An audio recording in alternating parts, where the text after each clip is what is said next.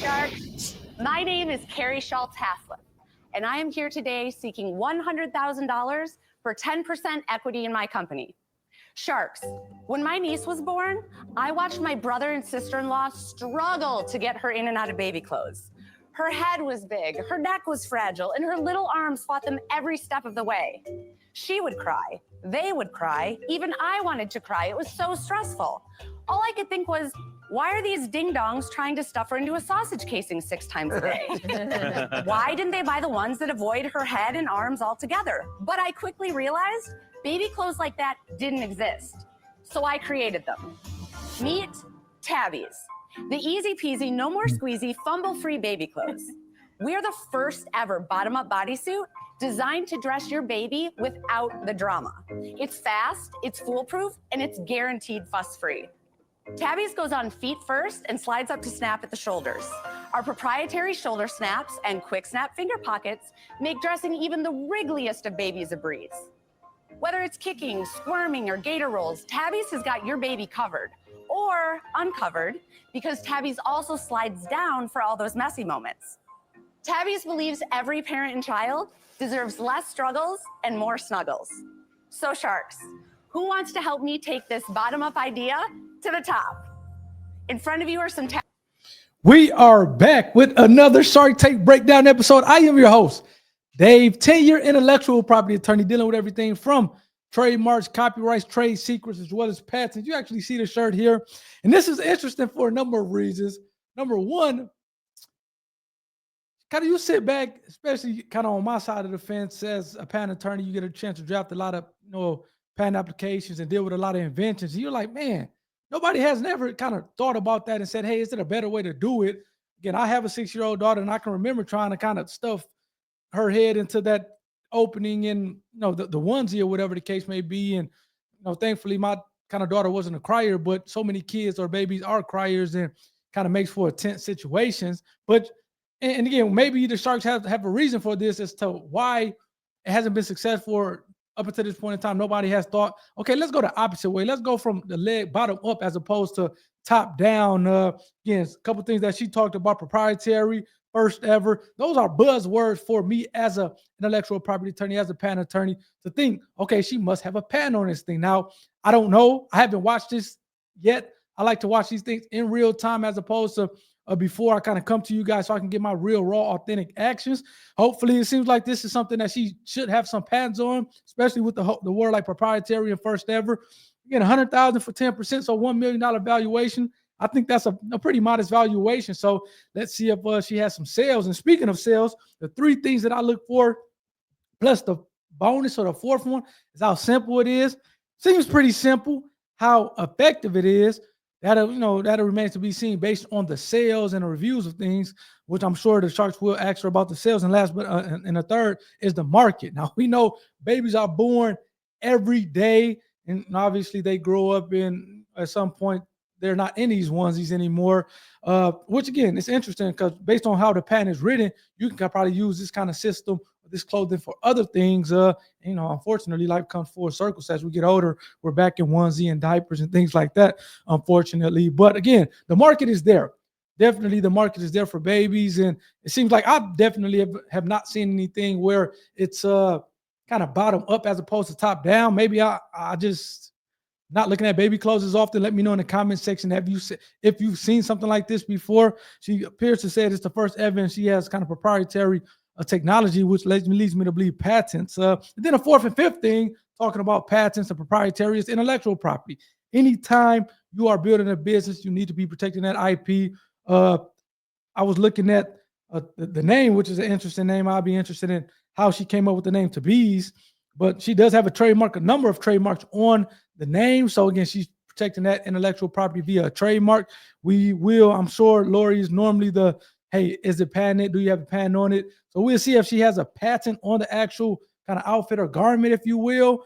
And so those are some of my initial thoughts, some housekeeping items before I pull up the video. Please hit a like button for the YouTube algorithm, as well as hit the subscribe button to be a part of the IP community. I would love to have you part of the IP community, where we do a ton of things on the channel, hence the name Everything Intellectual Property. So again, please hit that subscribe button to the extent that you haven't already. Again, let me know your comments as we get off into it, and let's pull this back up and see what the Sharks think. Let's go. Tabeeze to try out for yourselves. Nobody has thought of this. There's nothing out there like this. No. Is there anything without a snap, but a Velcro or a something else? Nope. So nothing opens up from So the everything top. is traditionally just open at the bottom, correct? I'm really intrigued by this zipper. Yeah, I mean, this is really cool. The only thing I worry about is my babies were all a little chubby. You know, they had little rolls. Like, would their little rolls get stuck in the zipper? Oh, no. Let me assure you, I'm a former architect. I have a master's degree in architecture. So Amazing. anything I touch or can design or create happens to within an So inch from of its life. architecture So you to were an children's architect. to baby clothes. Correct. Let's get back to this business. So a 10%, $100,000 million valuation. That's because you have sales. I do. Last year we did 26,000 net product sales, and this year so far we've done 17,000. Okay, that's not a lot. You are correct. It is not a lot, which is exactly why I'm here, because while I may be very good at designing things and solving problems, I am terrible at marketing. Absolutely Yes, terrible. I can see that. Do you have a patent on this? I do. Utility? I have pending utility patents on the tee, the romper, and the bodysuit, and I have three granted design patents. So you've done $26,000 in sales. How are you getting these sales today? What have you done for marketing to even get that? It's mostly word of mouth and social media. Well, let me tell you why I even came to this Yes. really. So my brother and sister-in-law had their daughter, and I went to help them out. And I was like a whiz with babies. I've been babysitting since I was 12. Well, I never had to do it 10 or 12 times a day. So late one night, I was like, I'm gonna be the hero aunt, and I'm gonna go online, and I'm gonna buy the ones that snap at the shoulders. And I could not find anything for months. And I kind of just got obsessed with it because at the time, my husband and I were going through the trials and tribulations of trying to have our own family. And for medical reasons, it was advised that I not carry a child on my own. So we had to go down, how cliche is this, all the crying. Took us a long time, and we had to go down an alternate route. My daughter was eventually born from surrogacy, and I'm so sorry. It is incredible to be here, and so this is like overwhelming good crying. But I became so passionate about it because I'd watched her be a new mom and go through that, and I was like, I want something that's like easy peasy. What would I do that makes it simple? And I just sort of got obsessed with it. And So you figured it out. I figured it out. To me, it seems like a total licensing play. Well, we've got an expert here. Damon John, what do you say? You own 100% of the company? I own 65%, and I have one other investor, which is my father. How much of your own money was in? I've put in almost $1 million. Oh! Ouch! Ouch! How much your dad put in? 35%. And what did that money go to? I know some to patent. Well, you have to realize this has actually been going on for 7 years, but we've only been in the market a little under 2, and we've only had beyond You've 6 been working on months this for a year. 7 years? Correct. 7 years. Anywhere along the line, did you wake up in the morning and say, what the am I doing? No. And how much do you sell these for? The romper's $28. I make it for $4.75. The bodysuit is $20. It cost me $2.90. Wow. Okay, Carrie, the binary issue for this deal is this innovation something the market would buy if it was properly presented to it? And I'm going to stop it a little bit early because, again, I haven't watched this, but I can tell based on my experience as an IP attorney, as well as previous Shark Tank episodes, and kind of knowing the Sharks, how this one I think is going to play out. I can see definitely maybe Lori or Mr. Wonderful saying, hey, man, let me just get the patent from you. I'll buy the patent and kind of you can go do whatever else that you want to do, or even buy the company for you, that which includes the patent. You do whatever it is that you want to do. $1 million? That's crazy. $1 million and only made $17,000. I would imagine that was at the point of taping this in 2024. So maybe she made more than 2023. She made $25,000. You spent $1 million over the process. That's a good thing about me as a patent attorney, because I would imagine out of that $1 million, She said she had, which I told you, a couple utility patents and 3 design patents. So she's definitely protecting this thing. Out of those 5 plus patents, I would imagine that she spent, man, maybe less than $100,000, anywhere from like, I would say $50,000 to $100,000 on a patent process. Man, really should have been around $50,000. But geez, $1 million over 7 years. Again, I guess some of the good things about this whole thing is the fact that she was an architect and she was able to kind of figure it out, and again, helping someone else out, that being her siblings and her brother and her sister-in-law, kind of led to the development of this product. So, I mean, that's a good thing. And I think one of the things that Lori had talked about as far as the snap, the Velcro, if your patent attorney would know this, but you're not making it specific when you draft the patent application to a snap attachment or a Velcro attachment or a hook and ladder attachment, whatever the case may be, you're going to say, hey, it's attached at the shoulder as opposed to the specific type of attachment. That's one thing that I did want to throw in there, because you don't want to get that narrow when you're claiming stuff, at least on the independent claim. This is more so patent speak. And I would imagine that her patent attorney would have known that. So I thought that was interesting to say, just because Lori had talked about it. And, talking about needing marketing, man, that's crazy. Hey, just because you're good in one thing, that doesn't necessarily make you good in another thing. Sheesh, you would have thought that in 7 years, something would have clicked or something would have been figured out. $1 million. Like I said, my guess, and maybe I'm wrong, is that Mr. Wonderful, one of these sharks, are going to say, hey, man, just give me the patent, which is one of the perks of having a patent, that you can sell the patent and kind of get the money from that, go somewhere. Or as David John talked about, the licensing play. Hey, give it to one of these big baby manufacturers to license it. You get a royalty from it and still make money that way. Again, seems like her margins are good. $28 for, I think she said one of them was $28. It cost retails at $28 and make it for $4. The other one's $20 and she makes it for $2. So yeah, the margins are there. It seems like it definitely the marketing strategy needs a major overhaul, but that's just kind of me talking. Let's see if my kind of guess or hypothesis is right based on what the Sharks is going to do with this one. And let's see what happens. This should be interesting. I don't know the answer to that question. And so that's the problem. I hope you can convince. Well, before, because I feel I've seen this movie before. Well, you're about to see it again. You're going to see it again. I'm out. Oh, that's fair. Okay, I'm shocked that you burned through $1 million on this. that's fair. Where did $1 million go? Last year, I was like, okay, we got to have someone handle the marketing. We're really doing this. And I got in this vicious cycle of pitch and ditch. I basically hired a bunch of consultants, marketing consultants. Oh, They were expensive. And they're expensive. And they all told you how great a job they were going to do, and you were all excited. all right. I'm out again. Okay, great. I can't wait for you to be out a third time after I tell you this part. So I'm excited. So one thing that was very serendipitous is I thought I was solving this easy dressing problem, right? And then I started getting all these messages from parents who had babies and children in the NICU. 1 in 10 babies will stay in the NICU. When they're in the NICU, they're almost exclusively naked and wrapped in a blanket, because this is being monitored, this is being monitored, this is how they're being fed, this is how they're all of it. And so to clothe them, you'd have to disconnect all of those things. But because you can unsnap and snap the shoulders, you can slide it on, you can slide it off. You don't have to disconnect any equipment. And I'm now in the testing phase. Good. And they want to order 80,000 units a year to put exclusively in their circuit of NICUs. You probably should have said something about that earlier. That's pretty That should have been impressive. the first thing. 80,000 units is a lot. Carrie, that makes me feel better for you. It's a niche market. For me, I think the whole play, if this is a better mousetrap, no one's done it. You have patents, you have something to sell. You could go to one of the big baby clothing manufacturers and maybe license them, but it's not really the right deal for me. So I'm sorry. No, no problem. Thank you. Yeah, Carrie, I'm kind of in the same boat. I mean, I feel bad, but now I feel better. Yeah. You know, I just don't see how I can add a whole lot of value to this. So for those reasons, I'm out. Okay, But thank you. congrats and good luck. Thank you.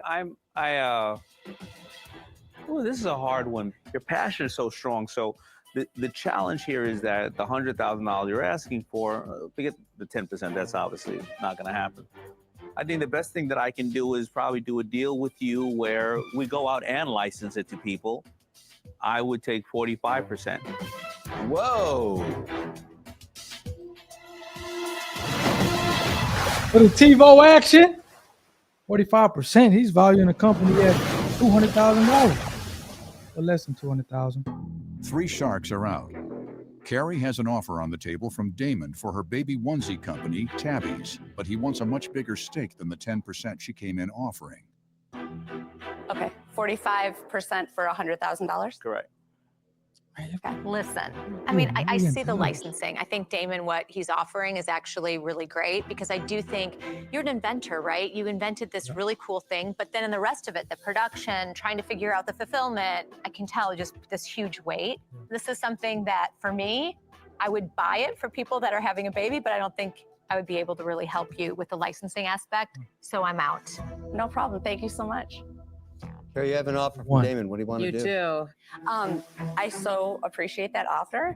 And I wonder if you'd be kind enough to give me a moment to step away and call my business partner as a courtesy. Oh, Dad. Oh, my dad. Sorry, my dad. Call Dad. Yeah, I'm not gonna tell you don't call Dad. Okay, Dad's don't got a call lot of, Dad. Dad's That'd be got a great. lot of money at risk. Yeah. Okay, thank you so much. 35%, $350,000. Dad? Before you start, I just want you to know how very, very proud Mom and I are of what you've done. Just done incredible. No matter what happens, we're very proud of you. Thanks. I'm proud of you too. I forgot Dad owns a portion of it. She's at Only 65%. 12%. Maybe crammed down to nothing. Yeah, his would be 12%. So I have one offer on the table. Or Pops would from be down Damon. for 12%. He's offering $100,000 for 45% of the company, and wants to really go after the licensing side of it. How do you feel about that?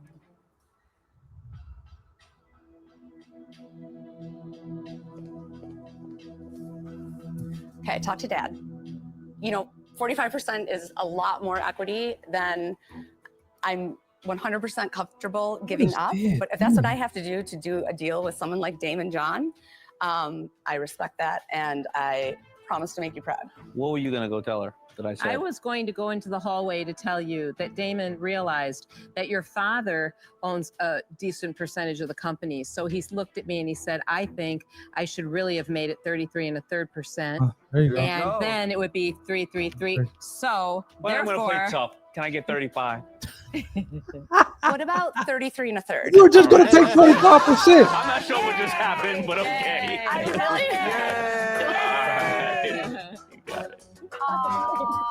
Man, kudos to her, man. She got a deal, which is great. I'm still flabbergasted. How do you blow through $1 million? Man, these companies should be, look, in the legal profession, I'll be going to the state bar and explaining to them why they shouldn't revoke my law license and maybe even throw me in jail. Yet these sales companies, they could just get you for tens of thousands of dollars here, maybe $100,000 here, maybe $50,000 here, and nothing happens to them. And this is real money. Again, her father-in-law put in $350,000. She put in $650,000. You're talking about something that kind of pisses you off. That's pathetic, man. That's bad. Well, anyway, let's look at the website before we get up out of here. That's crazy. So she, again, as I said earlier, she does have a trademark on the name Tabeeze. Again, I'll be interested in knowing where she got that name from.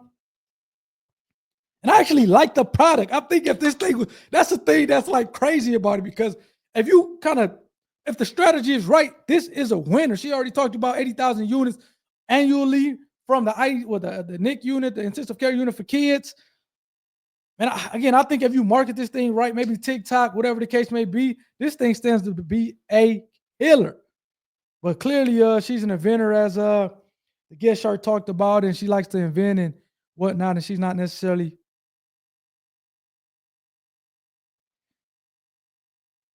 a business owner.